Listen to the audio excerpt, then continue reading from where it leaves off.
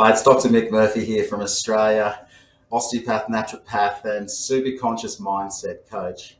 The video you're about to watch is a recorded live session filmed in our Mindset Masterclass, which is a super powerful coaching program that teaches people how to design and create a life they love.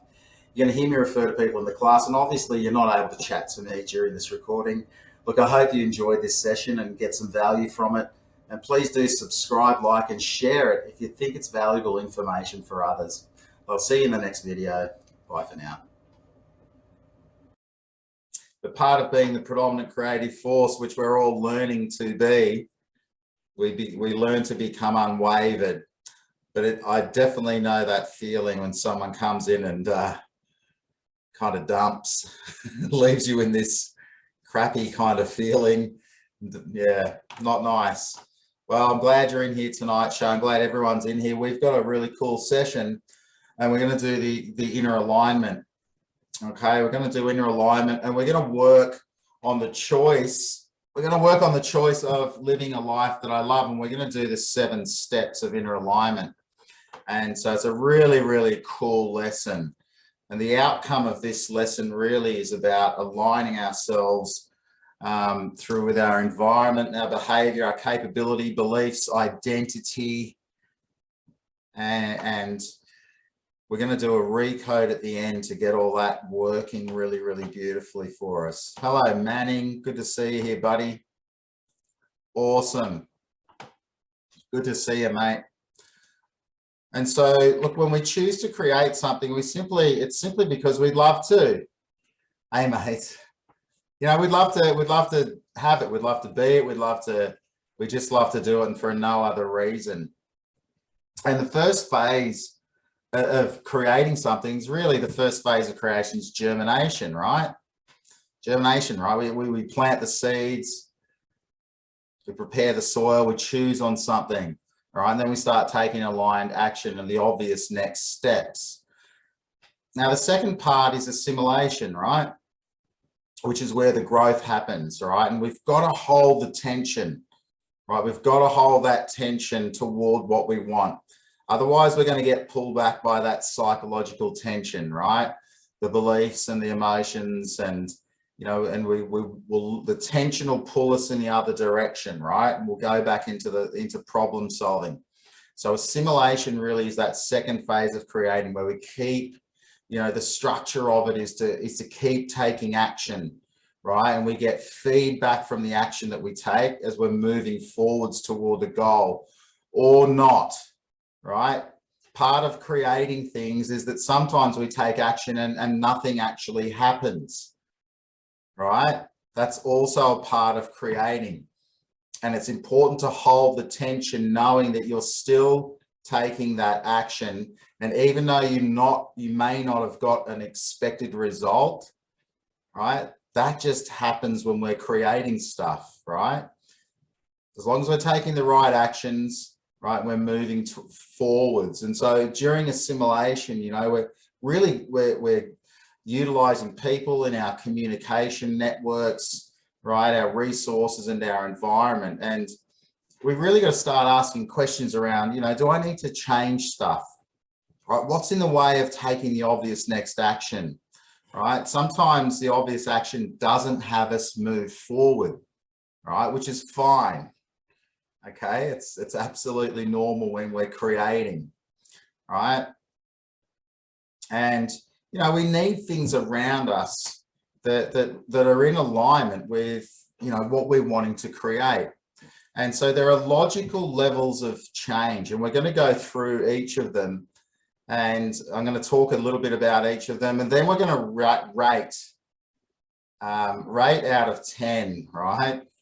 On these five levels of change, we're going to rate ourselves out of 10, and then we're going to do a recode on that.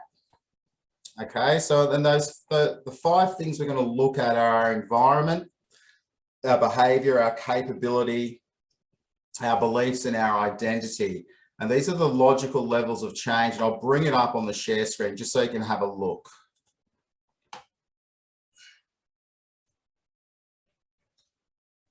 So there they are there. So your environment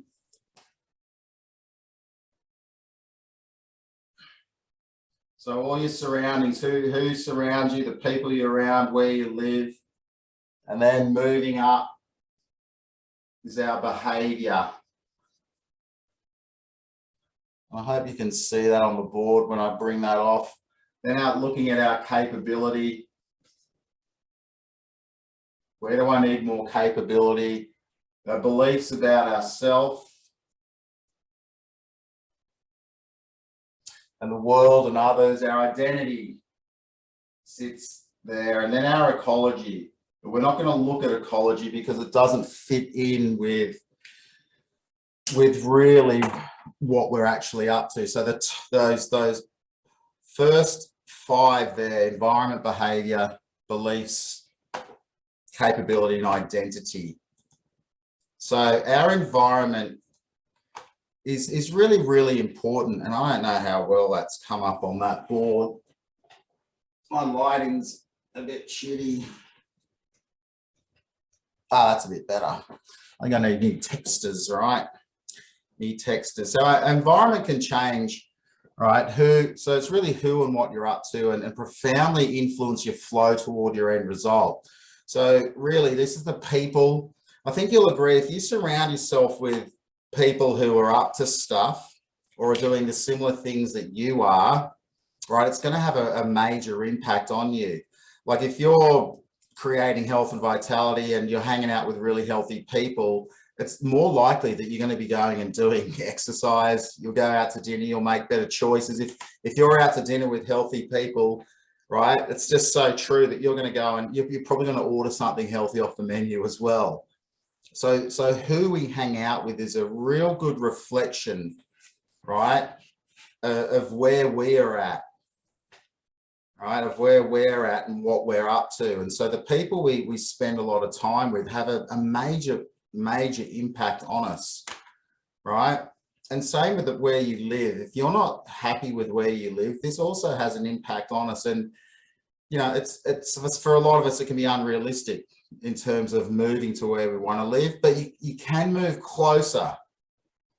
So if you wanted to live right by the beach and you're currently living away from the beach, you can always find a place that might be a little bit closer to where you actually want to be. But even as much as your home and what you're surrounded by, right? You know, are you surrounded by things that you love, things that you like to look at? You know, are you comfortable? You know, do you have all the things that you would really, really love in your environment that are going to support and nurture you, right? And it's the same with your work environment as well. You know, is your work environment conducive to you being a powerful creative force? Or, you know, are you going to a work environment where you just don't like going there? You know, it sucks. Or maybe you don't like your boss, or, you know, the work environment can be really, really detrimental, or vice versa, right? Or vice versa. And so if you think from an epigenetic perspective, right? So epigenetically, epi just meaning above the genes, you know, it's well known now that if you change the environment from which a cell at a cellular level actually sits in, you change the function of the cell. And a human is exactly the same, right? It's a higher level organism. It's a collection of cells that operates as an organism. And if you change the environment that a human is in, you change the behavior as well, right? And so your environment really, really changes you. And so that is why it's at the base, right? Your environment is the base level of change, right? And it's just so important that you have a really good environment to work from and work within. And it's interesting because people with a core belief that they don't belong, environment is really what they need to work on the most. And it's interesting because sometimes we've got to disconnect from old friends. And now I know I've done this plenty of times in my life, and you know, I've got a real tight knit group of friends now. I got lots of friends, but a real tight knit group of actual friends that I spend my time with, and it's just so important to I use the term weed out, weed out people that really aren't you know, they're not really adding value to you and your life and what you're actually up to. All right. And so it takes energy and it takes time from what you're actually doing. And it's interesting living in a small town because, and some of us do live in small towns, if you're where I'm from, you know, people continually collapse you into the old person, right? They think you're still the person that you were, you know, 10 years ago, right? Or 20 years ago. Hi, Angelina, good to see you here. You know, and so it's just really interesting, you know, when we grow and we change and people still have you as this other identity, this other thing, and they continually collapse you and have you be a particular way for them that they've always been used to, even though you may have grown dramatically. All right. Now, the next one we're moving up is behavior.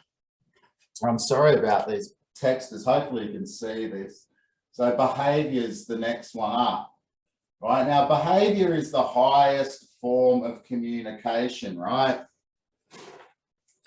It is the highest form of communication, right? Are you in alignment with what you're wanting to achieve, right? Are you taking the action? Are you learning what you need to know? Are you connecting with the right people? Are you taking actions that are consistent, right, with who you're becoming, right? And are you doing what's needed, right? Are you taking that action? Are you actually being the person in your end result, right? Are you being that person who already has it all, right? So actions are really important, because our behavior, you don't have to look far with someone on what their behaviors, what they're actually doing and what they're interested in, because their behavior will show it up. You know, are you taking behavior that's in alignment with what you want, or are you just simply doing other things, right? And taking that obvious action. And if you don't know, or if you don't know what the next action is to find out. Hi, Angelina. That's all good. I'm glad you made it. Now, the next one moving up is capability. Let's see if I got a better texter here. So moving up, we've got capability. That one's a little bit better. You can all see that. It's all double written over like sort of stuff I do in school, right? So have you got the skills? Like how capable are you? How capable are you of, where is that? Is that you, Angela? I'm just going to mute you. So how capable are you of being the person in the end result? Right? Are you learning new skills? Are you learning the skills that you need? Do you need to learn more? Do you need to practice? Do you need to upgrade your communication, or what is actually needed? Have you got the tool set to create your end result? Right? You might have to learn some new skills, right? That's just part of it. I know when I started becoming a coach, you know, I had no idea how to run a Zoom session, right? I had to learn all of that. I had no idea how to coach like this. None at all. So I had to really become a super conscious mindset coach. And I had to get certified and I had to learn all these new things. And now, you know, if you ever looked at some of my earlier lessons, it's like I'm a completely different person to who I am now, as I've stepped into becoming that person, becoming this super conscious practitioner and mindset coach. And, you know, it's sometimes it's been a while since I went back and looked at my first sort of dozen lessons, and it's quite a huge change compared to the way that I teach now, as I've become this, right? But I had to be it then and take the action, get the capability, right? I had to learn new things. I had to practice, right? And these are all the things we need to do. And, you know, how do you grow your skill set? How do you grow your capability? Like if you're writing a book, for example, you know, you're talking to writers, you're researching, you're learning how to. Angeline, I'm going to mute you again. Right, so, you know, there are things that you need to learn and increase your capability. You really have to have a look there for yourself. And then moving up, we have our beliefs, right? Beliefs. Beliefs about the world, right? The world and others. Like if you simply don't think that the world will support what you're up to, then you won't create it, right? You just simply won't. All right. If you think the world and others aren't in total support of what you're creating, it won't happen. You won't create it. Right? You won't create it. And then it'll be like a way of you really getting your true choice. So if, sorry, I'm just looking at my notes here.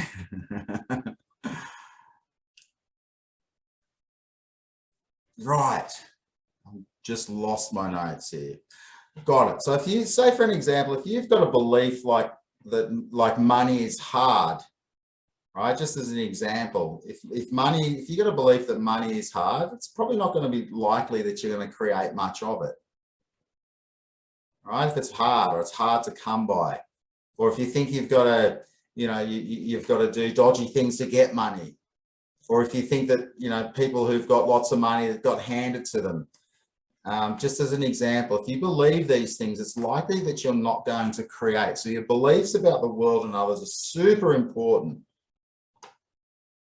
Yeah, I got it, Angelina. All good. Hopefully you can stay in consistently.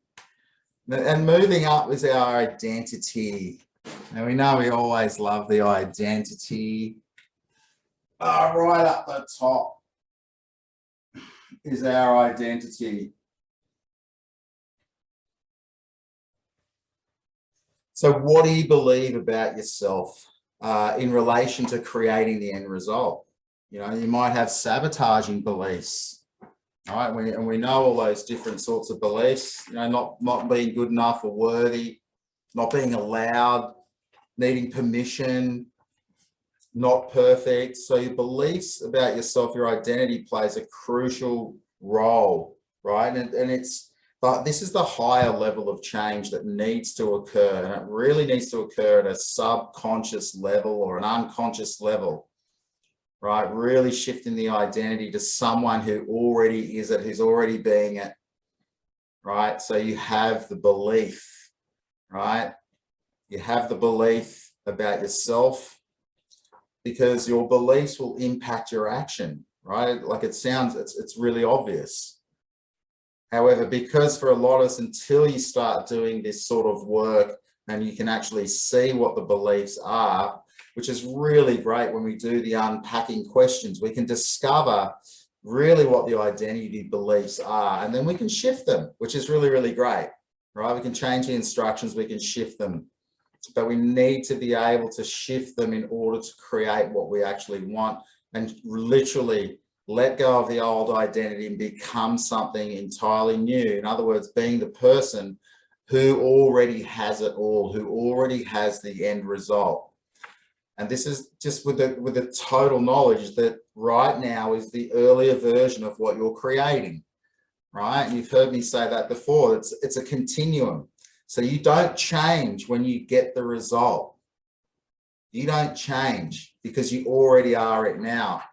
And to create it, you already have to be it now in order for it to show up, right? So the identity is a very, very crucial role, right? To see it.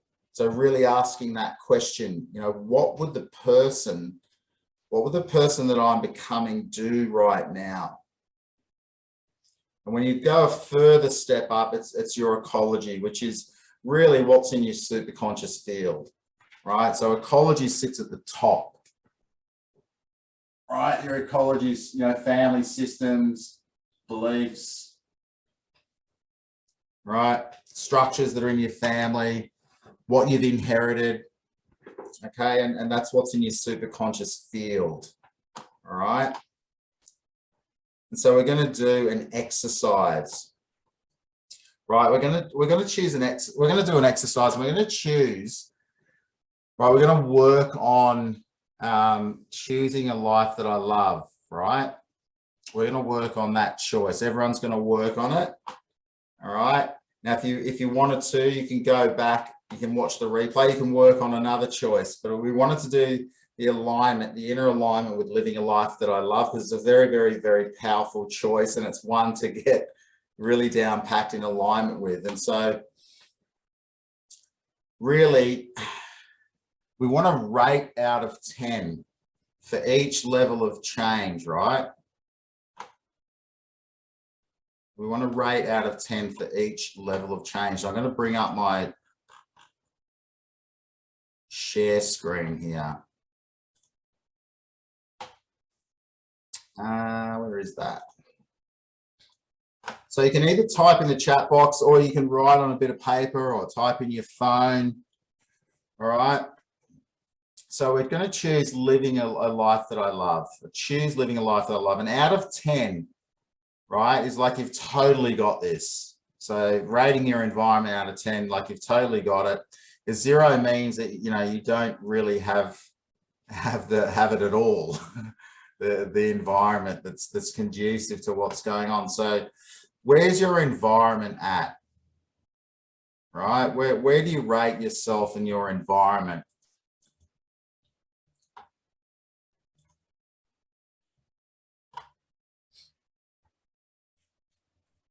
Last time I did this, I had an 8, and I'm probably giving myself a 9 right now.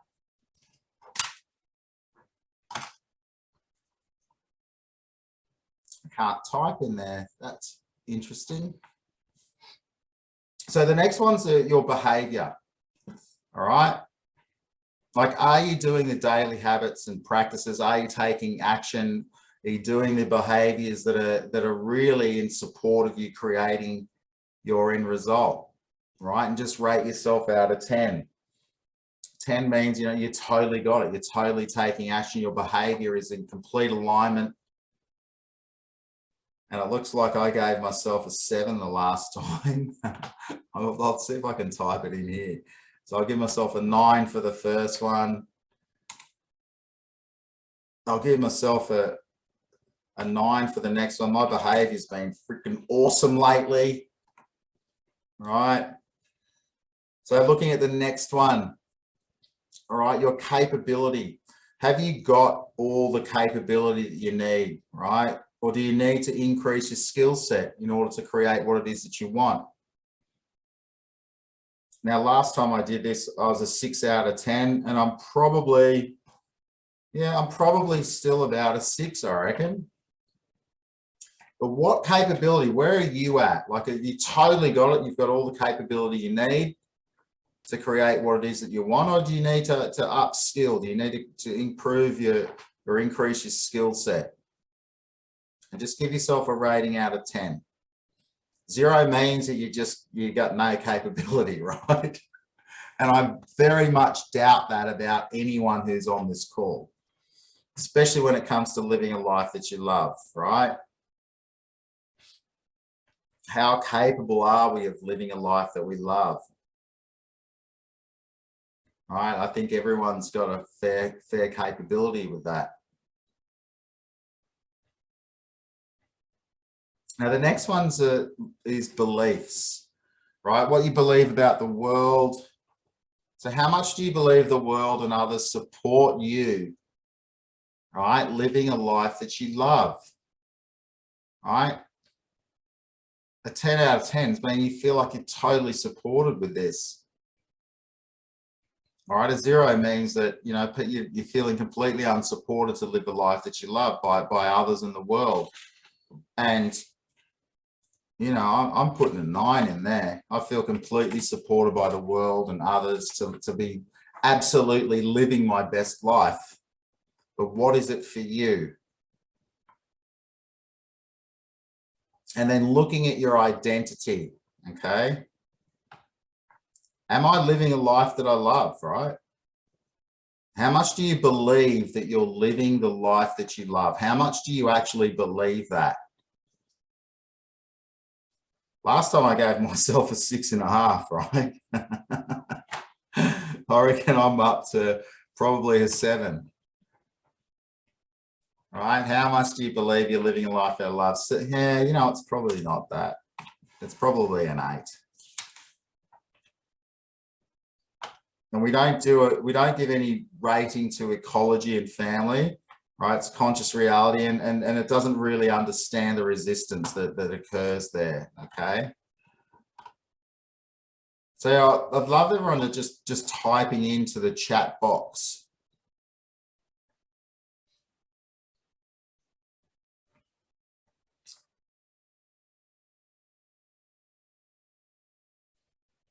Okay, got it, Shay. Got it. So just type into the chat box. So we've given ourselves a rating for 5 of those. So our behavior, and I want you to add it all up, right? Give yourself a score out of 50. Give yourself a score out of 50. So I'm like 3 9s are 27, 6 is 33, and 8. So I got me a 42, which is pretty cool. Last time I was a 75%, so I'm like 42 out of 50. Just type in the chat box, whereabouts are you? Just sharing, just where everyone's at.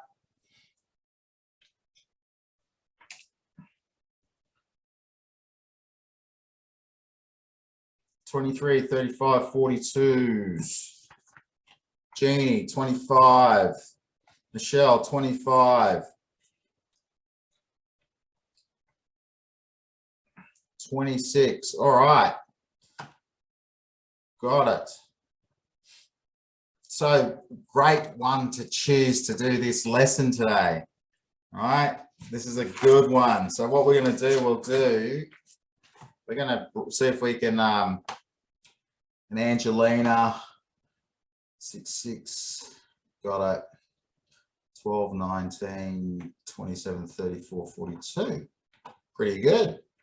Angelina, got it. Behavior is the challenge. Beliefs and identity, got it. All right, so we want to do should we do a recode on this?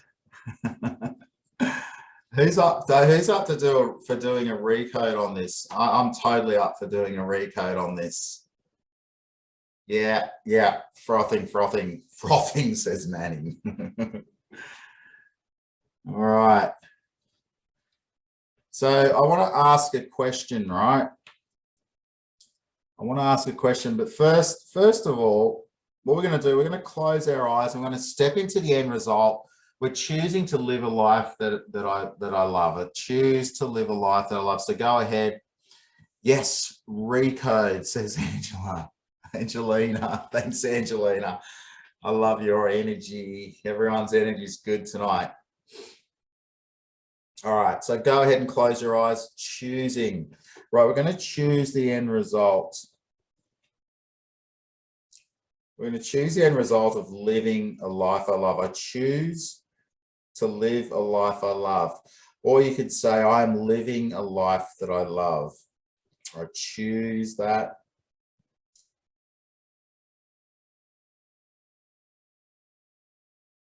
Really choosing. Going into your heart and choose with your heart. Really choosing with your heart, choosing to live a life that I love, a life that I absolutely love and desire.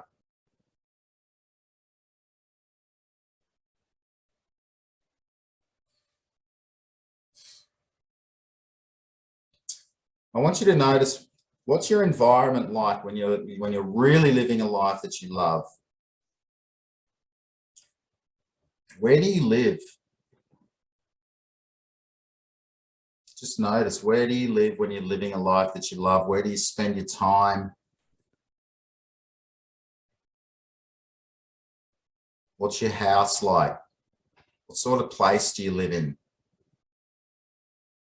What are you surrounded by?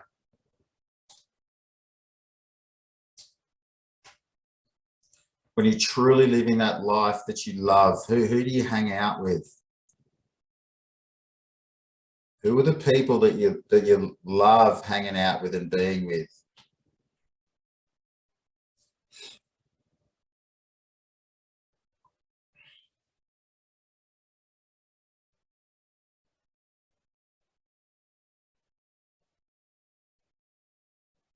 Where do you spend your time? Where do you spend your time when your environment is just absolutely how you want it, when you're living a life that you love?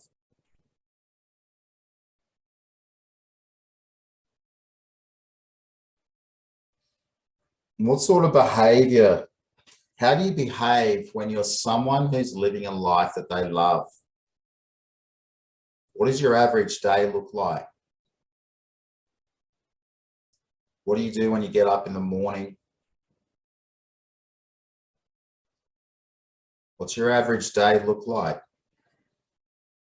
When you're living a life that you really, really love and desire, what sort of conversations do you have? What action do you take?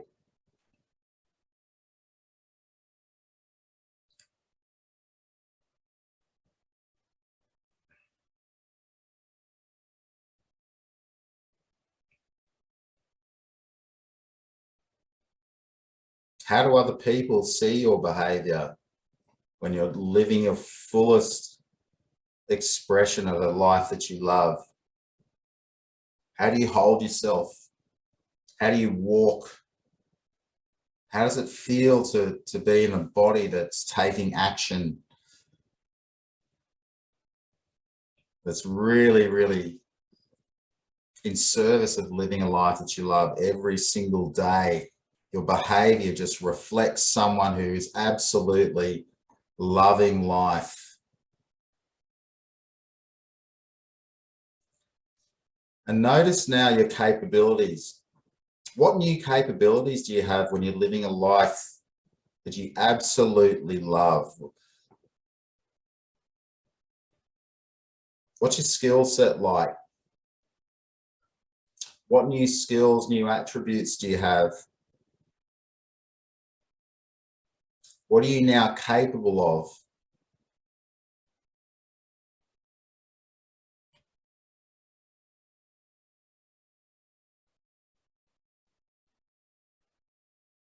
How does it feel to have all the capability of someone who's completely immersed in a life that they love?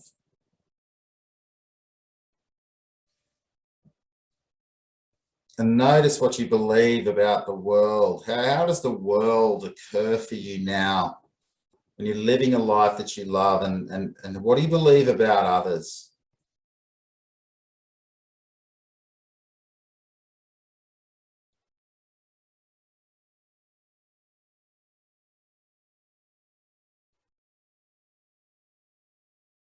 What's it like for others to be around someone who's completely loves their life?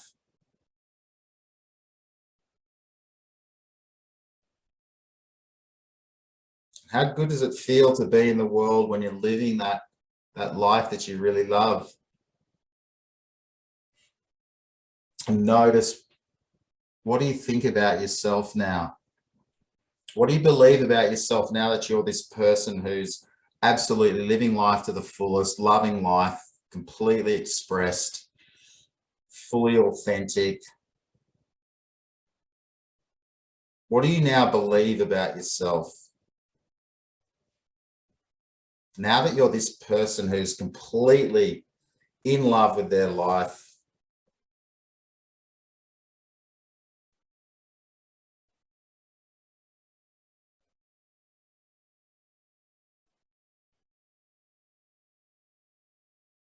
really, really awesome.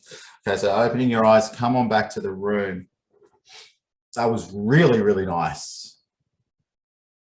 Really, really lovely. How was that? Really stepping in and having all those layers of